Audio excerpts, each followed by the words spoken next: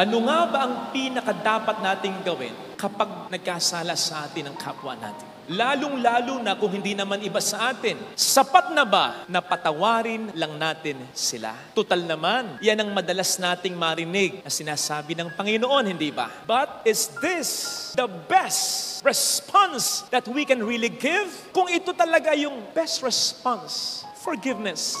Ano itong sinasabi ng Panginoon? Kapag nagkasala sa iyong kapwa mo, puntahan mo at kausapin mo muna ng personal. But don't get it wrong. Hindi sinasabi dito na hindi mahalaga ang magpatawad. Ang sinasabi ng ating Panginoon dito, we should go beyond pagpapatawad. Sapagkat kung tayo mas mag-exert pa, mas magtsatsaga pa, mas uunawa pa sa tulong ng Panginoon, mas maraming mangyayaring maganda kesa magpatawad ka lang, maniwala ka.